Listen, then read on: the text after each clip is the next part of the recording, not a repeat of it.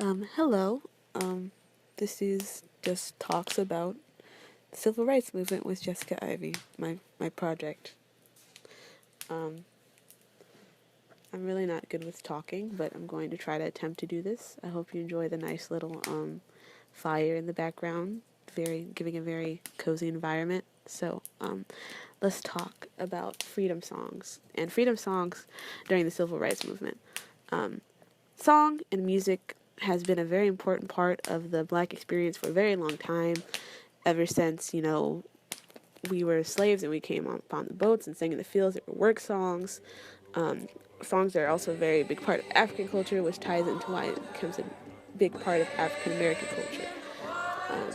So it's no surprise that music became a very important part of the civil rights movement as well.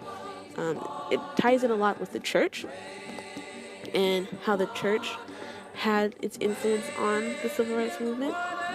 The church was kind of a safe haven for people of color because it was really the only private place that African Americans had to worship and to congregate for many things, just to talk privately.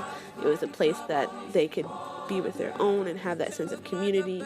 And there was also the aspect of worship, which gave hope in a time of, where people were oppressed and a lot of very horrible things were happening, from the Ku Klux Klan to, just basic everyday racism. So the church was a very integral part of this. And these freedom songs came a lot from slave songs that were there originally, and a lot from church songs. They were kind of a mix because church songs tended to be songs that were carried over from slavery. So these songs that were sang in the church a lot of times were songs about hope and songs about uplifting, and which were very relevant to the movement at hand. And it was a very smart thing for the leaders of civil rights movements to do, to say, hey, why don't we integrate these songs into our movement? So we had songs like Ain't Nobody Gonna Turn You Around, Wade in the Water, Change Is Gonna Come, and stuff like that were very moving and were very deep to people. Songs like Wade in the Water were about, going into the Underground Railroad and seeking freedom, and it showed a tie to previous ancestors, that had that similar experience of wanting to get to freedom, and the people who are fighting currently, wanting to get to the other side, the freedom of winning this battle against their oppressors and getting the right to vote and getting the right to go in the same school with white children and such. There was also a lot of empowerment in the music that they were singing, because unlike other movements, it's easy to go and be a body and stand in the street, but it's another thing to be really involved. And the music gave people a chance to be involved in a way that everyone could do. Everyone knew these songs, everybody went to church, everybody could sing them. So it gave the common person a chance to be involved in the movement. Whereas in other movements, that may have not been the case. They might have just been there in the streets, chanting, but they didn't really have any connection to what they were chanting about. And in this song, it's songs that they grew up with, songs that they, have been around for generations and shown the struggle of black people, and they were able to do that, sing that same song, and it had a very empowering message. It had a message that could spread. Anybody could go and teach these songs to others, and it helped the movement spread, So it really helped people get to be active, and it was a really, it was a lot of part of the training too, because the civil rights leaders realized these songs were powerful. A quote by Martin Luther King even says, "I have stood in a meeting with hundreds of youngsters and joined in while they sang, 'Ain't gonna let nobody turn me around.' It was not just a song, it is a resolve. A few minutes later, I have seen those same youngsters refuse to turn around from the onrush of police dogs, refuse to turn around from a pugnacious Bull Connor in command of men armed with power hoses. These songs bind us together, give us courage together, and help us march together."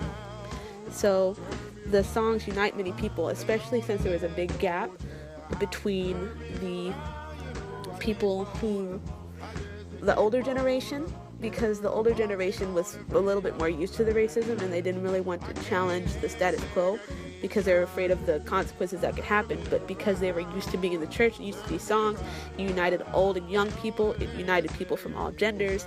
It gave the sense of unity and purpose that I think without the freedom songs there would not have had the movement be so powerful and so successful and so peaceful, because the songs give people a sense of empowerment without giving them the incentive to be violent.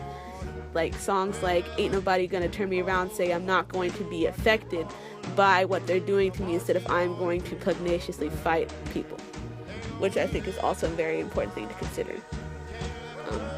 Even today, these songs continue to permeate our culture. Freedom songs did not end in the civil rights movement. Freedom songs are still happening today. Back in the civil rights movement, James Brown did Say It Loud, I'm Black and I'm Proud, and that was a very controversial but very important song. And I'm going to show a couple clips of that and what people have said in the actual video of him performing it now. Say it, Sam! Say it loud! I'm black and I'm proud! Say it loud! Black and I'm Proud was an affirmation of self-respect. And it was a challenge to others to respect themselves and to respect him. Everybody was trying to think of what to say about Martin Luther King getting shot, about the situation in America, the civil rights movement. Everybody just wanted to know how to capsulize it. And so when James Brown said, say it loud, I'm black and I'm proud, that said it. I mean, that was the ultimate emancipation. But you can see the impact that that song had on people of this era. And the same thing happens now with artists like Kendrick Lamar and Beyonce.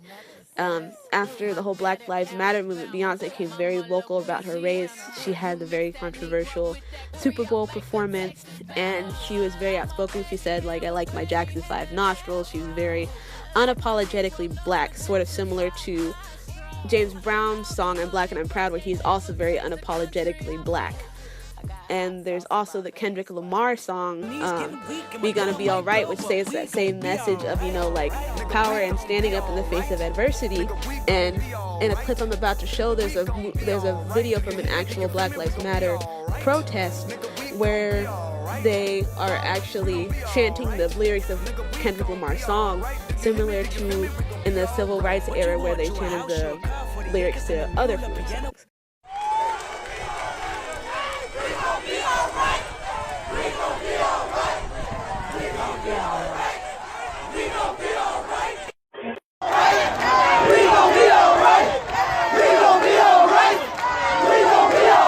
So freedom songs have not died out. In fact, they are more relevant than ever, and looking back into our past can help us see how we should deal with movements that we have in the future and such.